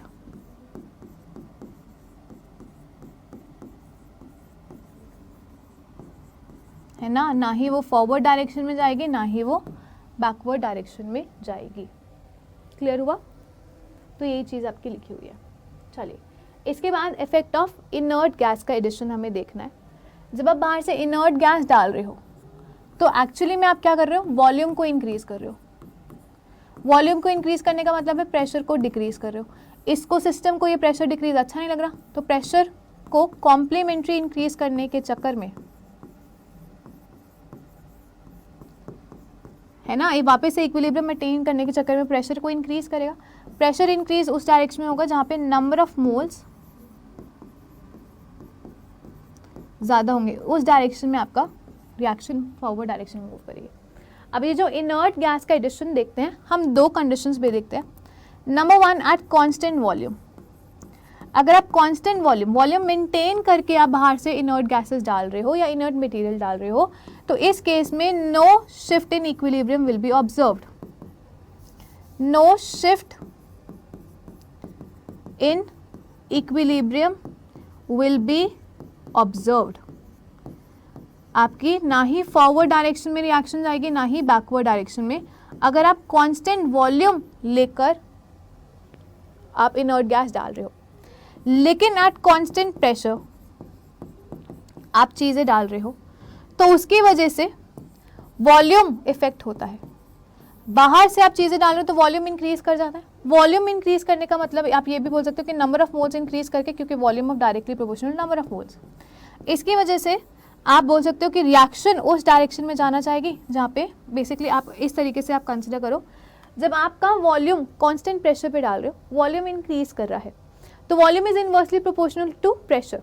एक प्रेशर कांस्टेंट मेंटेन करना है आपको, लेकिन इसके इंक्रीमेंट से प्रेशर डिक्रीज होगा, है ना। Volume is inversely proportional to pressure. ये वापस से कांस्टेंट मेंटेन करना चाहता है तो प्रेशर को इंक्रीज करना पड़ेगा। प्रेशर इंक्रीज कब करेगा, जब आप number of moles higher direction में लेके जाओगे।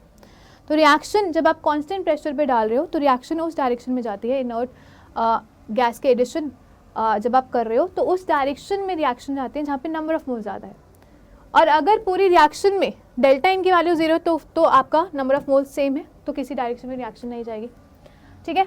अगर एन की वैल्यू, डेल्टा एन की वैल्यू ग्रेटर दैन 1 है, मतलब number of moles of product is greater than number of moles of reactant, और बाहर एट कांस्टेंट प्रेशर में आपने इनर्ट मटेरियल ऐड करा है, तो रिएक्शन उस डायरेक्शन में जाएगी जहाँ पे ज़्यादा नंबर ऑफ मोल्स है, तो मतलब रिएक्शन फॉरवर्ड डायरेक्शन में जाएगी, क्योंकि इस केस में N number of moles of product is greater than number of moles of reactant. अगर डेल्टा एन की वैल्यू इज लेस दैन 1 है ना, तो इस केस में क्या बोल सकते हैं, number of moles of product will be less than number of moles of reactant. अब प्रोडक्ट के मोल्स कम है, रिएक्टेंट के ज़्यादा है, बाहर से आपने मटेरियल डाला तो हम क्या बोलेंगे, रिएक्शन उस डायरेक्शन में जाएगी यहाँ पे रिएक्टेंट की नंबर ऑफ मोल्स ज़्यादा है, मतलब रिएक्शन बैकवर्ड डायरेक्शन में जाएगी, रिएक्शन बैकवर्ड डायरेक्शन में जाएगी, ठीक है। इसके बाद इफेक्ट ऑफ टेम्परेचर चेंज भी देखने को मिलता है, यूजुअली एंडोथर्मिक और एक्सोथर्मिक प्रोसेस में देखने को मिलता है। दो तरीके के प्रोसेसेस होते हैं। एंडोथर्मिक प्रोसेस जहाँ पे रिएक्शन जो है, जहाँ पे रिएक्शन जो है वो हीट को एब्जॉर्ब कर रही है, हीट को एब्जॉर्ब कर रही है, उसको टेम्परेचर पसंद है। तो जब एंडोथर्मिक प्रोसेस की बात करते हैं तो रिएक्शन को टेम्परेचर पसंद है, तो टेम्परेचर इंक्रीज करने से रिएक्शन फॉरवर्ड डायरेक्शन में जाएगी। अगर आप टेम्परेचर डिक्रीज कर देते हो तो उल्टा आएगा, रिएक्शन बैकवर्ड डायरेक्शन में जाएगी या इक्विलिब्रियम बैकवर्ड डायरेक्शन में जाएगा। ये एंडोथर्मिक प्रोसेस के लिए। एक्सोथर्मिक प्रोसेस के लिए उसको हीट निकालनी है, उसको टेम्परेचर कम चाहिए। एक्सोथर्मिक प्रोसेस में उसको हीट रिलीज करनी है ना, उसको लो टेम्परेचर पसंद है। अब आप टेम्परेचर बढ़ा रहे हो, जब आप टेम्परेचर बढ़ा रहे हो उसको तो वो पसंद ही नहीं है, तो रिएक्शन बैकवर्ड डायरेक्शन में जाएगी। और अगर आप टेम्परेचर को कम कर रहे हो तो वो चीज़ उसको पसंद है, तो वो रिएक्शन को या इक्विलिब्रियम को फॉरवर्ड डायरेक्शन में लेके जाएगा, ठीक है। तो ये एंडोथर्मिक और एक्सोथर्मिक की बात होती है। एंडोथर्मिक में डेल्टा एच पॉजिटिव साइन से दिखाते हैं और एक्सोथर्मिक में डेल्टा एच को नेगेटिव साइन से दिखाते हैं। क्लियर हुआ सबको? चलें आगे, ठीक है। जैसे ही आप देखोगे, सो मैन्युफैक्चरिंग ऑफ अमोनिया हम कर रहे हैं, यहाँ पे ये एक एक्सोथर्मिक प्रोसेस है क्योंकि -92.3 किलो जूल्स ऑफ एनर्जी है। ये एक एंडोथर्मिक प्रोसेस है, यहाँ पे आप NO की ऑक्सीडेशन करते हो, इसे हम बर्कलैंड एंड आइड प्रोसेस भी बोलते हैं, ठीक है। ऐसे ही अगर डेल्टा एच की वैल्यू 0 है तो टेम्परेचर का कोई इफेक्ट देखने को मिलता ही नहीं, है ना, क्योंकि हमें फ़र्क पड़ता ही नहीं उससे। और अभी हम कैटलिस्ट की बात करते हैं, इसके बाद हम अमोनिया की मैन्युफैक्चरिंग पे सब कुछ अप्लाई करके देखेंगे, ठीक है। सो कैटलिस्ट की अगर हम बात करें तो कैटलिस्ट क्या करता है, रेट ऑफ केमिकल रिएक्शन को इंक्रीज कर देता है। अगर कोई केमिकल रिएक्शन 5 दिन में हो रही है, कैटलिस्ट डालने से वो 2.5 दिन में हो जाएगी या उससे भी पहले हो जाएगी। सो कैटलिस्ट जो है आपकी केमिकल रिएक्शन में पार्टिसिपेट तो नहीं करता, बट वो रिएक्शन का रेट इंक्रीज कर देता है, ना ही वो इक्विलिब्रियम कॉन्स्टेंट्स की वैल्यू को इफेक्ट करता है, उससे कोई इफेक्ट देखने को नहीं मिलता, ठीक है। Okay, so catalyst increases the rate of a chemical reaction by making available on a new low energy path and the conversion of reactant to product, ठीक है। So catalyst जो है एक्टिवेशन एनर्जी कम कर देता है और जल्दी से रिएक्टेंट को प्रोडक्ट में कन्वर्ट कर देता है, पहला point. Catalyst increases the rate of forward reaction, catalyst forward direction का भी रेट इंक्रीज करता है, बैकवर्ड का भी इंक्रीज करता है और इक्विलिब्रियम उससे इफेक्ट नहीं होता। Catalyst lowers the activation energy for the forward direction and also for the backward direction. Catalyst does not affect the composition of the equilibrium mixture. Kc की वैल्यू जो है वो वही रहती है। Concentration terms वैल्यू वैरी नहीं करती। Catalyst does not appear in a balanced chemical equation or in a equilibrium constant expression too. ठीक है, अब एप्लीकेशन पार्ट है आपके ली शार्टले प्रिंसिपल में, जहाँ पे हमने हेबर्स प्रोसेस में देखना है, कॉन्टैक्ट प्रोसेस में, नाइट्रिक एसिड के प्रोसेस में, हमें ऑस्वाल्ड प्रोसेस में, ये सारी चीज़ें हमें, नाइट्रस एसिड है, ठीक है, उसके प्रोसेस में हमें ये चीज़ें देखनी है, ठीक है। सो ऑप्टिमम की बात करते हैं। ऑप्टिमम टेम्परेचर प्रेशर कंडीशंस वो टेम्परेचर प्रेशर कंडीशंस होते हैं जहाँ पे आपको प्रोडक्ट मैक्सिमम अमाउंट में मिलता है, ठीक है। सो ये आपकी केमिकल रिएक्शन है, हेबर्स प्रोसेस है। क्या लिखा हुआ है, N2 + 3H2 gives you 2NH3, है ना, और डेल्टा एच जो है यहाँ पे -92 लिखा हुआ है, मतलब एक एक्सोथर्मिक प्रोसेस है,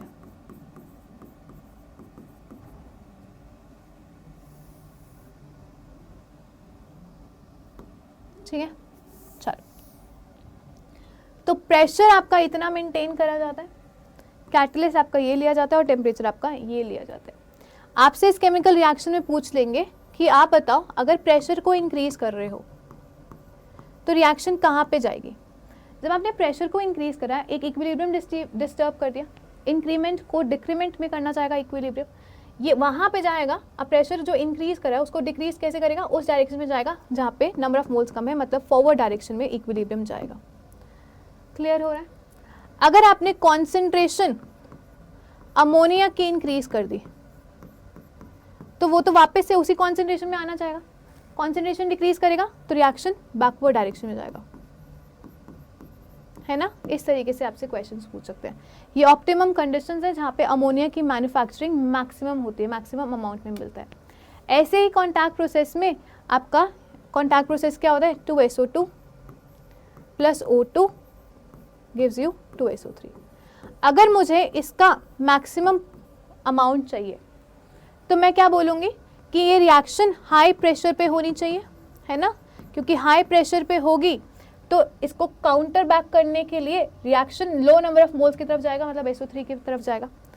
और टेम्परेचर की बात करूँ तो यहाँ पे एंडोथर्मिक प्रोसेस है, तो रिएक्शन हाई प्रेशर और हाई टेम्परेचर पे होनी चाहिए, क्योंकि एंडोथर्मिक प्रोसेस है, प्लस 193.2 किलो जूल्स एनर्जी चाहिए, ठीक है। कॉन्सेंट्रेशन ऑफ रिएक्टेंट, आप क्या बोलोगे कि SO2 और O2 की कॉन्सेंट्रेशन हाई लेके चलो तो आपकी रिएक्शन फॉरवर्ड डायरेक्शन में जाएगी। तो ये 3 कंडीशंस हैं जहाँ पे आप SO3 की क्या कर सकते हैं, SO3 की यील्ड बढ़ा सकते हैं, ठीक है। सो यहाँ पे इस तरीके से आपने केमिकल इक्विलिब्रियम वाला चैप्टर कर लिया है। क्विक रिविजन हमने यहाँ पे कर ली है। अभी नेक्स्ट क्लास में हम क्या स्टार्ट करने वाले हैं, नेक्स्ट क्लास में हम आयनिक इक्विलिब्रियम को स्टार्ट करेंगे, ठीक है। आई होप लेक्चर आपको पसंद आया होगा। जल्दी से हम इसको भी ख़त्म करके आपका पी ब्लॉक स्टार्ट कर देंगे, क्योंकि मैक्सिमम बच्चे बोल रहे थे कि प्लीज़ पी ब्लॉक भी करवा दो, उनके एग्जाम्स हैं। तो कोशिश यही रहेगी कि जल्दी से इस चैप्टर को वाइंड अप करके पी ब्लॉक भी स्टार्ट कर दे, सो दैट चैप्टर्स हमारे कवर हो जाए। उसके बाद हम क्वेश्चंस की प्रैक्टिस कर लेंगे, ठीक है। इसके बाद हम क्वेश्चंस की प्रैक्टिस कर लेंगे। चलिए, wishing you all the best for your preparations, keep learning, keep growing. Will meet you in the second part of your chemical equilibrium. Chemical equilibrium खत्म हो गया तो आयनिक इक्विलिब्रियम पे हम मिलेंगे। Till then, thank you so much for watching and have a great time.